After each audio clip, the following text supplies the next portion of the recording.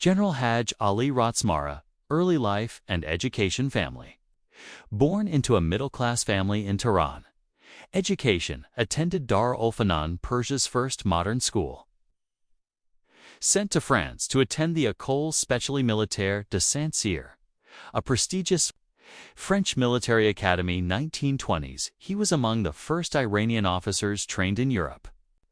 Birth and background: born 1901 in Tehran, Kayar, Persia, modern-day Iran. Family originated from a middle-class background.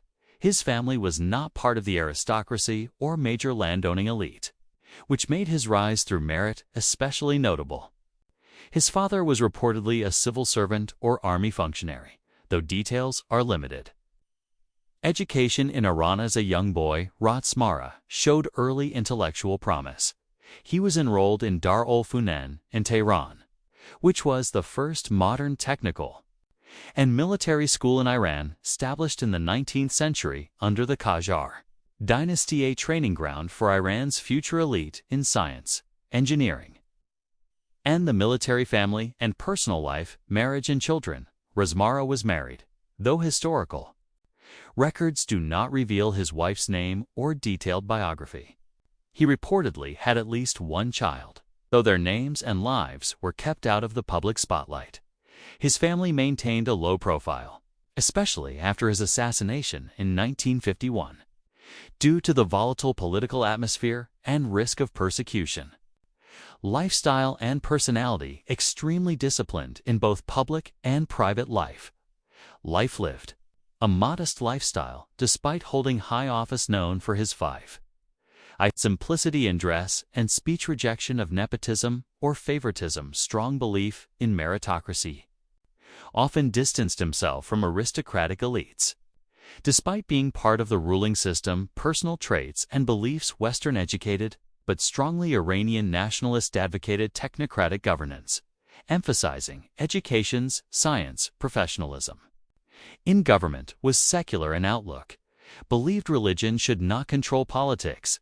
This made him a target of clerical and Islamist groups like Fadaiyan-e, Islam. Languages and interests: fluent in Persian and French, had a keen interest in military theory, administrative sciences, strategic planning, authored several books and reports on military organization and governance. Many are archived but rarely republished. Legacy of his family: after his death, his family largely retreated from public life for safety reasons. His widow and children avoided political involvement in modern Iranian history.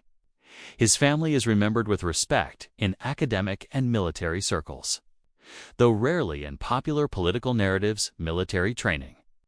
In France in the early 1920s, Razmara was selected among a group of promising young Iranian military cadets to study in France.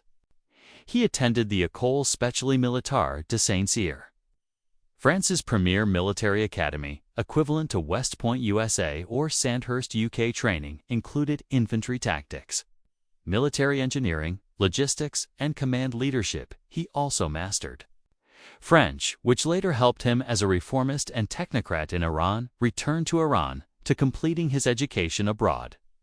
Razmara returned to Iran in the mid-1920s.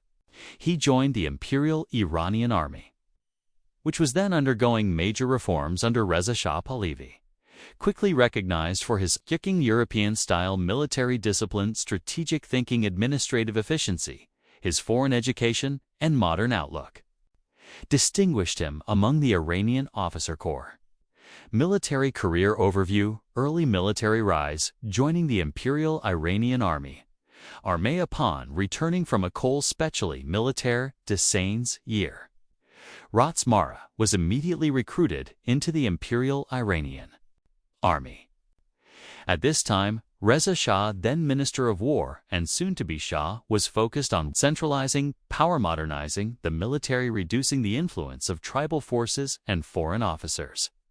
Notable characteristic: Razm stood out for his European training, fluent French and Persian, strict discipline, and modern leadership style, loyalty to the Pahlavi monarchy. These qualities made him an ideal officer for Reza Shah's new professional officer corps. 1930s, mid-level command. roles Razmara held field commands and began working in military logistics and planning units. He was part of efforts to disarm tribal militias, state control, and rural province-eastern officers in modern warfare tactics. He became a military instructor, teaching younger officers what he had learned in Europe.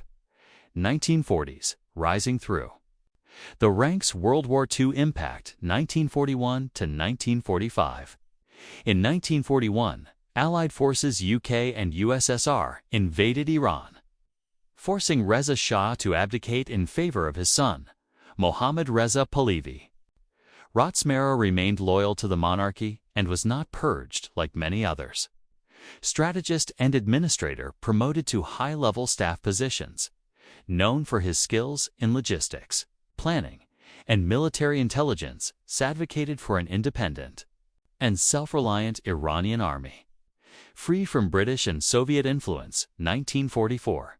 Appointed Chief of the General Staff. One of the youngest officers to reach this level, his tasks included reorganizing and modernizing Iran's armed force, creating military academies, reducing tribal insurgency and regional separatism. His successes in these roles earned him a reputation as one of Iran's most capable generals.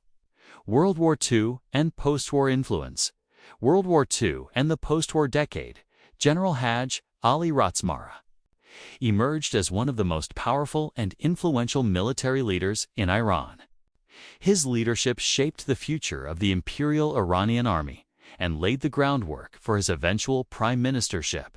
Background: in August 1941, British and Soviet forces invaded Iran to secure the Trans-Iranian Railway for Allied supply lines, prevent German influence under Reza Shah. As a result, Reza Shah was forced to abdicate. His son, Mohammad Reza Pahlavi, became the new Shah. Razmara's role during the war. At the time of the invasion, Razmara was a senior officer, though not yet Chief of Staff, stood out as one of the few high-ranking officers to remain loyal to the Pahlavi family, avoid foreign allegiance, pro-British or pro-Soviet, advocate for military neutrality and nationalism, worked behind the scenes to maintain discipline in the ranks, internal order, as the country was partially occupied by foreign troops. Security operations against opportunistic tribal revolts and separatist movements. Post-war rebuilding and reforms.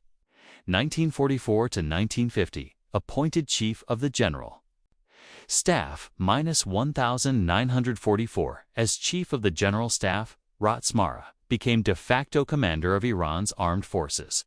Key reforms and activities: modernization of the army, expanded and restructured command hierarchies, improved military logistics and infrastructure, introduced European-style officer training based on French doctrine, creation of military academies, helped establish and strengthen institutions to train young Iranian officers, advocated for technical education and science-based military careers, crushing separatist movements, successfully led military operations to suppress Kurdish revolts in the northwest Azerbaijani separatist movements supported by the Soviet Union. 1945 to 46. These operations were essential in preserving Iran's territorial integrity, reducing foreign influence, promoted an independent defense policy, opposed Soviet interference in northern Iran, worked to reduce British control over the military, especially the gendarmerie.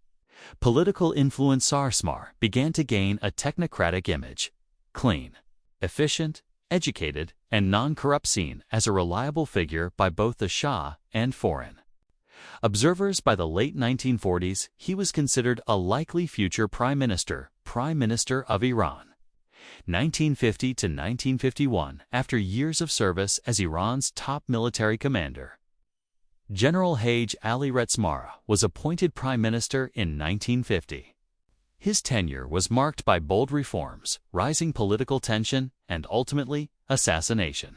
Tenure: appointed June 26, 1950, by Shah Mohammad Reza Pahlavi. Term ended March 7, 1951. Assassination: duration: less than 9 months. Political Context: Tehran in 1950 was struggling with economic hardship, dealing with rising nationalist movements, especially over oil nationalization, facing internal instability due to clashes between royalists, nationalists, Islamists. Key policies and goals: 1. Administrative and economic reforms. Razmara aimed to cut down government corruption, improve bureaucratic efficiencies, strengthen the civil service, rationalize military spending. Remoted aristocracy and administration often clashed with traditional power brokers. 2. Oil policy. Most controversial issue: the nationalization of the Anglo-Iranian Oil Company. AIOC Razmara opposed full nationalization, believed Iran lacked the technical and financial means to operate the oil industry independently, advocated for gradual reform and better profit sharing with the British. Not immediate nationalization, warned the Majlis Parliament. Nationalization is not possible. We cannot run the oil industry ourselves. 3. Military and security. Continued his work to professionalize the military, suppress regional uprisings and communist influence, curb the influence of radical Islamic groups and left-wing activists, opposition and enemies. National Front, led by Dr. Mohammad Mossadegh, strongly opposed Razmara's stance on the oil issue.